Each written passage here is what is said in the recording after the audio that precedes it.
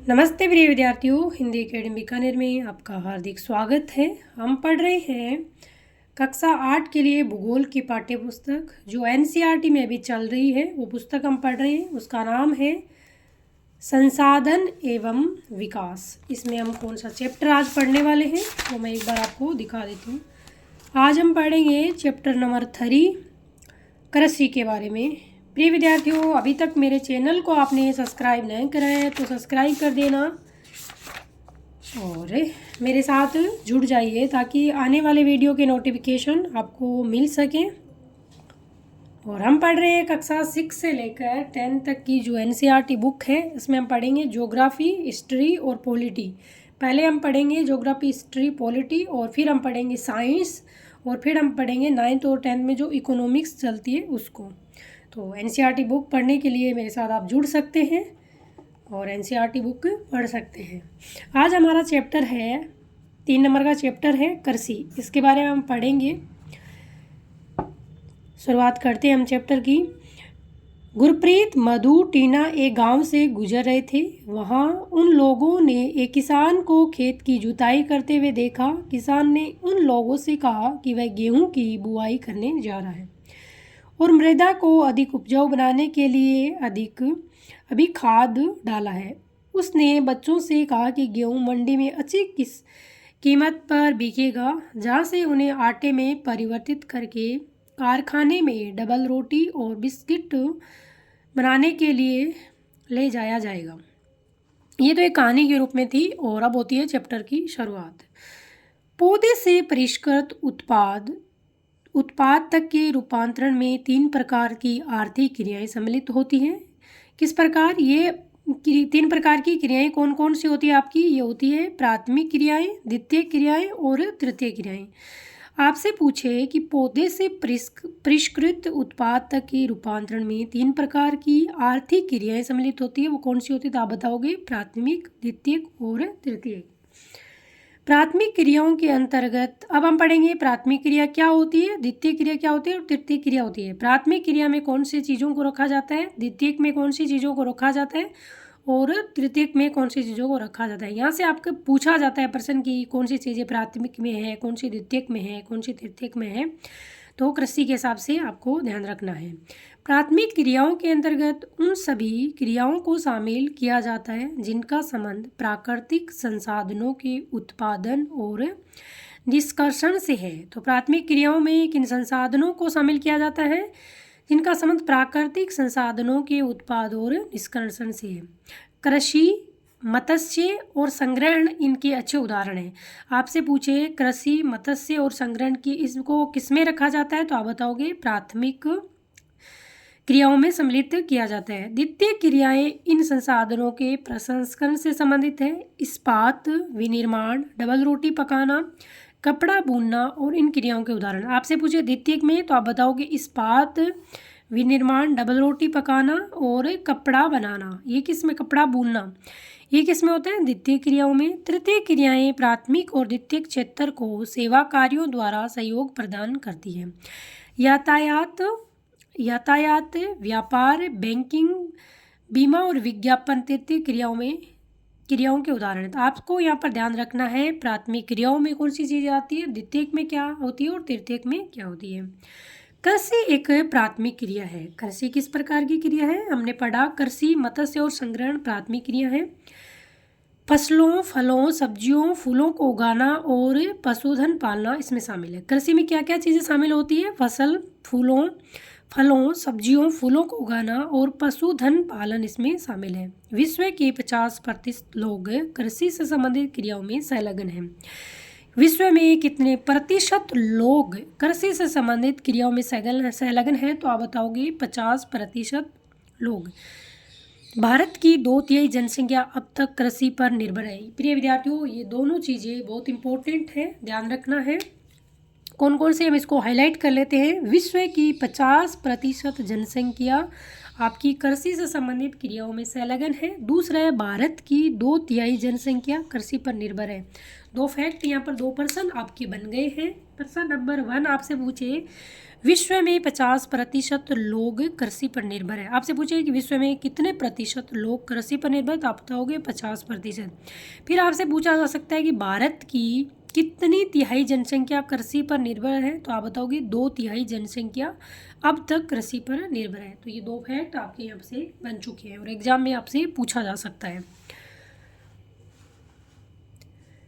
अनुकूलन स्थलाकृति मृदा और जलवायु कृषि क्रिया के लिए अनिवार्य है। यहाँ पर पूछा गया है कि कृषि करने के लिए क्या स्थिति चाहिए, तो अनुकूलन स्थलाकृति चाहिए, मृदा और जलवायु चाहिए, जिसे भूमि पर फसलें उगाई जाती है, कृषिगत भूमि कहलाती है।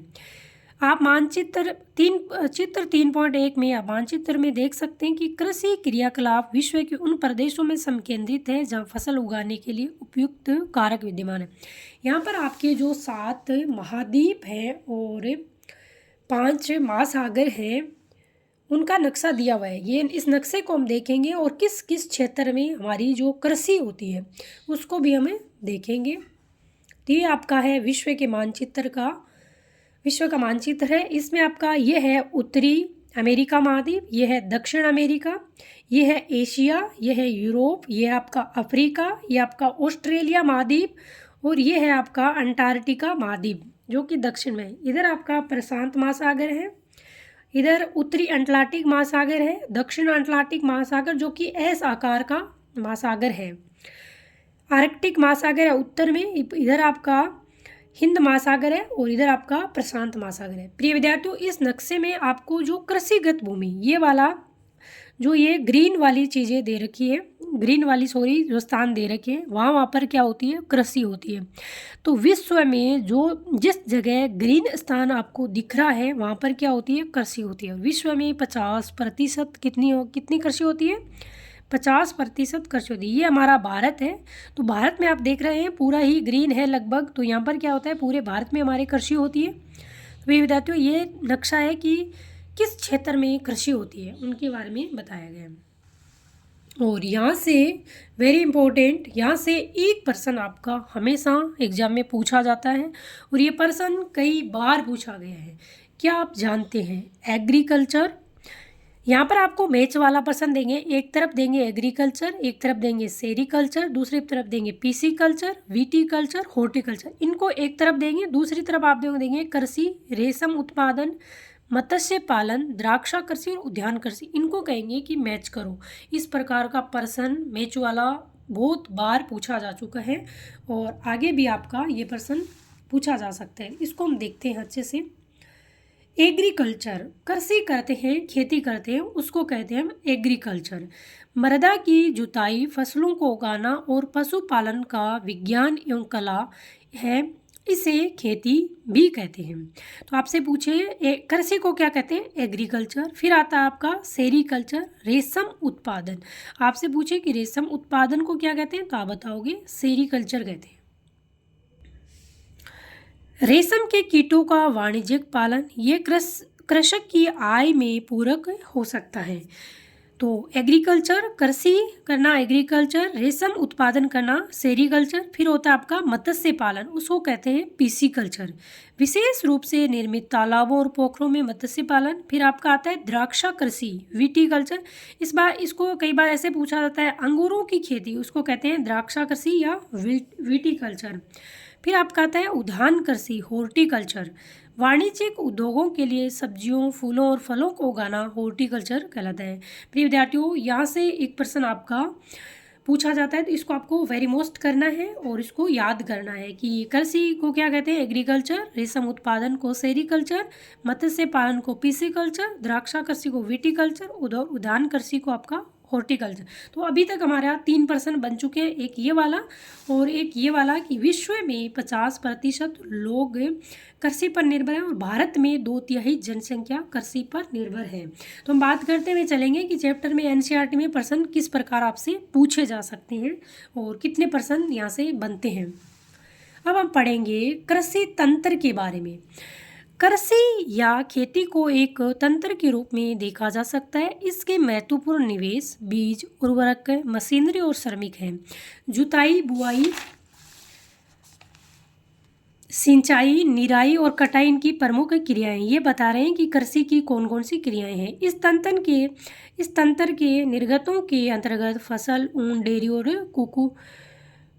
कुक्कुट उत्पादन आते हैं। प्रिय विद्यार्थियों, यहाँ पर आपके दे रखे हैं कृषिगत, दिख रहा होगा आपको शायद, कृषिगत भूमि की कृषि पद्धति कौन सी होती है। यहाँ पर आपको दे रखा है किस प्रकार आपका कृषि, जो किन किन चीज़ों से कृषि में कौन कौन सी चीज़ें काम में ली जाती है। तो निवेश में आपकी मशीनरी आती है, और फिर बीज आता है और रसायन आता है। जुताई, बुआई, छिड़काव करता है ये व्यक्ति, और फसल से लास्ट में क्या होता है, आपकी फसल मिलती है। और यहाँ पर आपके दे रखे हैं भौतिक एवं मानवीय कृषि निवेश।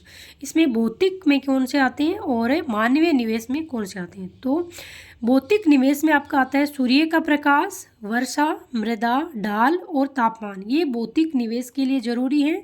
और मानवीय निवेश में आपका भंडारण आता है, श्रम आता है, मशीनरी आती है और रसायन आता है। प्रिय विद्यार्थियों, आज हम पढ़ेंगे यहीं तक। कल हम पढ़ेंगे कृषि के प्रकार, कितनी प्रकार की कृषि होती है और कौन कौन सी कृषि होती है, कृषि के कौन कौन से प्रकार होते हैं, कौन कौन से क्षेत्र में किस किस प्रकार की कृषि की जाती है, और उनको अन्य नाम से किस नामों से जाना जाता है, इसको पढ़ेंगे हम कल। बहुत बड़ा चैप्टर है, इसको हम छोटे छोटे क्लास में पढ़ेंगे। प्रिय विद्यार्थियों, पढ़ते रहिए, स्वस्थ रहिए, मस्त रहिए। जय हिंद, जय भारत।